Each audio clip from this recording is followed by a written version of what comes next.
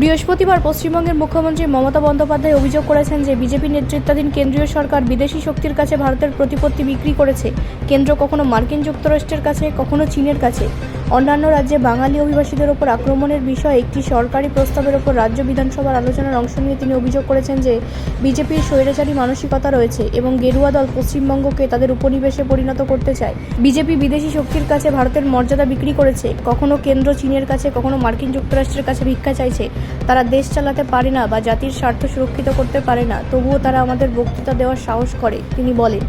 মুখ্যমন্ত্রী বিজেপি শাসিত রাজ্যগুলিতে বাঙালি অভিবাসী শ্রমিকদের ওপর কথিত আক্রমণের বিষয়ে আলোচনায় বাধা দেওয়ার জন্য বিজেপির বিরুদ্ধে অভিযোগ করেন। প্রস্তাবের ওপর বক্তব্য রাখার সময় হট্টগোল শুরু হয়। কেন বিজেপি বাঙালি অভিবাসীদের ওপর আক্রমণ নিয়ে আলোচনার বিরুদ্ধে? কারণ এই ঘটনাগুলি দল শাসিত রাজ্যগুলিতে ঘটেছে। তারা সত্যকে চাপা দিতে চায়, শ্রীমতী ব্যানার্জি দাবি করেন। বিজেপি এবং তৃণমূল কংগ্রেসের বিধায়কদের মধ্যে বাকবিতর্কের সময় সংসদে উত্তপ্ত বাকযুদ্ধ এবং বিশৃঙ্খলার দৃশ্য দেখা যায়। তিনি আরও বলেন, আমরা হিন্দি বা অন্য কোনো ভাষার বিরুদ্ধে নই, তবে বিজেপি স্পষ্টতই বাঙালি বিরোধী। তাদের মনোভাব ঔপনিবেশিক এবং স্বৈরাচারী মানসিকতার পরিচয় দেয়। তারা পশ্চিমবঙ্গকে তাদের উপনিবেশে পরিণত করতে চায়। তার আক্রমণকে আরও তীব্র করে শ্রীমতী ব্যানার্জি দাবি করেছেন যে বিজেপির আদর্শগত পূর্বপুরুষরা স্বাধীনতা আন্দোলনের সময় দেশের সাথে বিশ্বাসঘাতকতা করেছিলেন।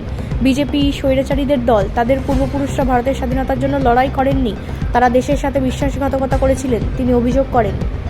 ব্যুরো রিপোর্ট, রাষ্ট্রীয় প্রসার বাংলা।